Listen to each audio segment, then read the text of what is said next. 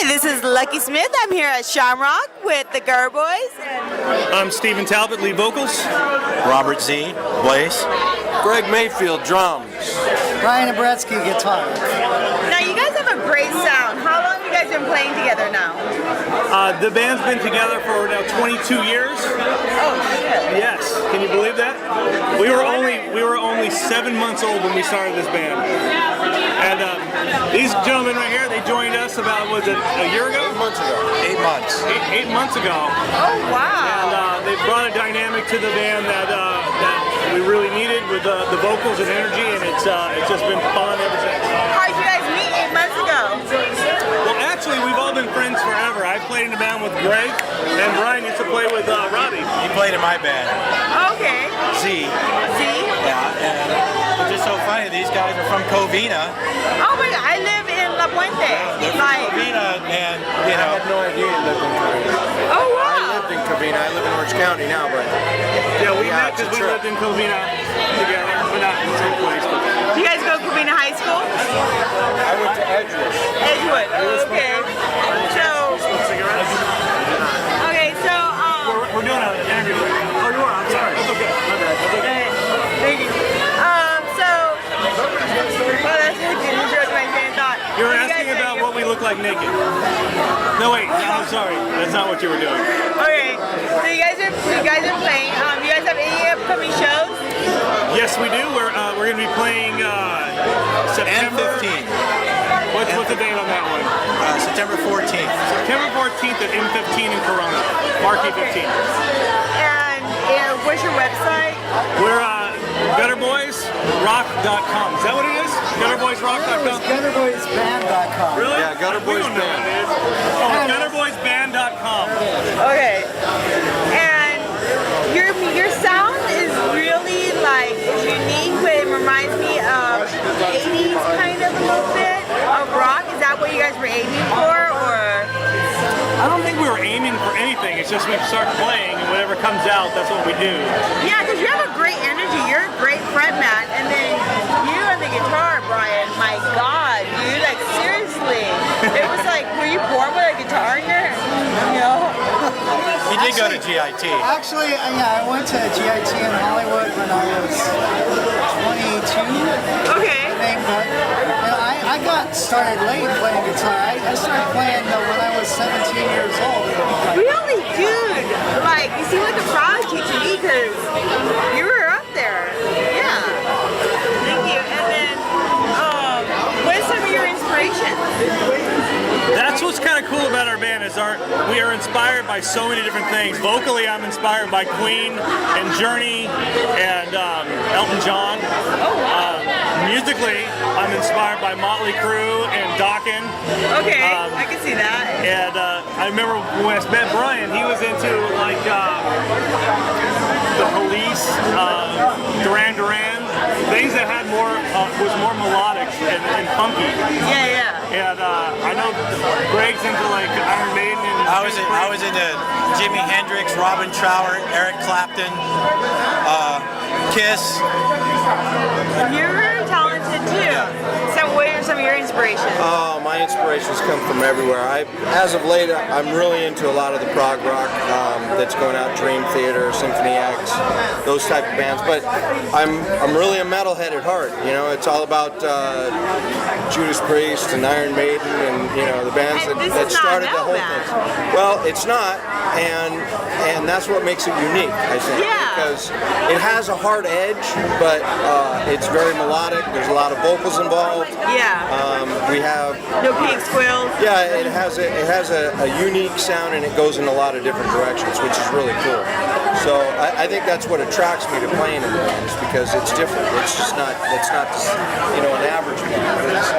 Yeah. It has a unique sound. Very unique sound.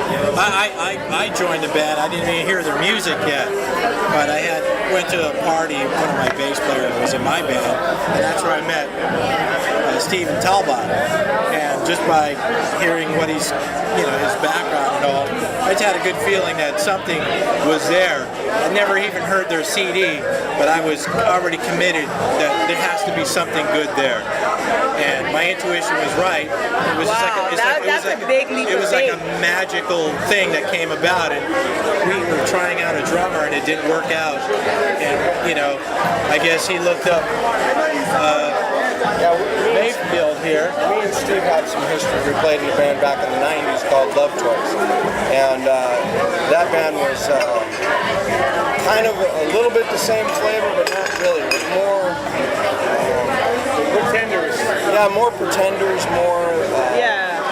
It wasn't as hard. It didn't have that rough edge on it. So, but that was short-lived, and then I hadn't seen Steve for what, 15 years? A long time, yeah. Yeah, 15 years, and I actually saw these guys when they had the other two members at a place called the 601 in Fullerton, because I live in Orange County. So I came down, I saw Steve, we talked. I didn't even get to stick around and see the show, but then 2 weeks later he calls me on the phone and says, hey, what do you think about joining the band? And I said, well, send me the material. So I listened to the material, had my first tryout. We played our first show after I had like 5 days worth of rehearsal. So It was a NAMM show. We played a show for the NAMM show. Spider Energy Drink Night. And is that why you're wearing the Spider? Is it your sponsors? that's one of our sponsors, yeah. That's really cool. Rock and Roll Gangstar. Nice. We're the only band, or the first band on Rock and Roll Gangstar Records. Nice. That's really cool. So you guys have played for 22 years. What? Give me the craziest story of your musical career. Oh, The one where you're like, what the fuck, dude? Like, I want. It's gonna be tough for me because I used to get drunk so much, and we would go Drunk out. stories are great. We'd go out and party, and we'd hang out the Marquee. And I can honestly tell you, one of the craziest nights. I remember waking up, and I didn't know what state I was in. So I called my boss, and I said, as soon as I figure out where I'm at and where I park my car, I'll come to work. Because I woke up on the beach, and I didn't know what beach because I wasn't near a beach when I had left. What state were you at? I actually turned out to be in Huntington Beach, Okay. but I was in the Marquee, which was in Orange County. Yeah, I was at the Marquee, so I was nowhere near where I thought I was. So then Garden Grove, yeah. So I had to get a ride to Marquee and then try to retrace my steps. I found my car in Buena Park, and then I finally got to work. Like, when you woke up, you just woke up and you were just like, oh shit, years. I was on the beach, and I looked around and I didn't recognize anything. I didn't know where I was. Did you still have your clothes and everything? I did too? have my clothes, yes. Okay. Yes. And if I had fun that night, I'm pissed that I didn't remember it. Because, yeah, it was a night. I had a crazy night in 1987 at the Roxy Theater. I was in a band called Rated X. We were managed by a Jewish business partnership, and at the time we had our own little clicker at the door because we had to count our walk-ins. Yeah. And we had wrote a contract for $1,800 they were going to pay us to do the show. There was a lot of bands that used to come see us play. Warrant, Rat, some of the members from Dio were there. Nice. A lot of 80s bands that were there to see our play. And our situation was the promoter, I'm not going to mention any names, didn't want to pay us. Okay, that's common in LA. So basically, he wrote out a check for the amount that he was going to pay us for, and plus the walk-ins. Yeah. So our manager tore it up in his face, and he had two goons. Yeah, two goons hired, two Jewish guys, like 6'5", 225 pounds, and they just socked him up really bad.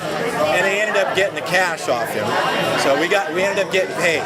Wow. But we're in the backstage area. It's like a green room at the Roxy. Oh yeah, And we were just there hearing the argument. All of a sudden, this blood is just splattering all over the place. It was just nuts. But that was the craziest thing I've ever happened it's in my. more like from the mobster than it does from the rock nice band. story. What the fuck? She's gonna have nightmares now. Your craziest night. Oh man, there was too many of them to recall, but one that I recall really well, it's kind of a John Bonham story. I fell off my drum stool because I was so drunk playing a song. You fell off your... Yeah, and there was enough people in the crowd. Yeah. They allowed me to get up on stage, allowed them to get up on stage and pick me back up, kind of smack me in the face and wake me back up, and then I continued playing the song. One other time I was playing at a place called the Sunset Club in Sierra Madre. Okay. I had 3 different ex-girlfriends there in the same night. And so... Well, you have 2 of them tonight. I just met 2 of them already. Wow. It was just way too crazy. That was a night to remember. They were just beating you up? Well, no, it was let's just say I had a really good night. Okay. Yeah. In the restroom, in the parking lot, on the drum stage. Okay. It was pretty crazy. So I would say that's probably one of the best nights I've had. Best night. So for your ex-girlfriend's best night. Well, we had to. There was a lot of reconciliation that night. So I guess sharing is caring for you, huh? It was good. Okay. Yours? No, mine. When I first started playing, I had to get permission to play because I was too young to play in the clubs. Yeah. So when Gazzari's was still open, I had to get permission from Bill Gazzari to play with my band. You know. Oh, wow. And back then, you had to like play Sunday, Monday, Tuesday, you know, and work your way up to the weekend and stuff. I remember that time, I had the worst car ever, and it was leaking antifreeze all over the parking lot. And Bill came out, and, you know, he always dressed real sharp. He looked like he did in the pictures. Yeah. And he got antifreeze all over his shoes and everything. And I was like, oh shit, he's not going to let me play the gig now. You know, I was shitting my pants because I was only 18. You know, and you were you could only be 21 to play in there unless you got permission. I didn't have a parent or an adult or anything, so you know, he ended up helping me out. He had his security guy like push my car across the street to the garage, and they helped me fix it so I could play. It was awesome. That is so cool. Is there anything else you guys want to add before we wrap things up? Well, you know, I think coming from a spiritual point of view, this coming together, me and Mayfield here, was no coincidence. It was meant to be that this collaboration came together with a new edition of Gutter Boys.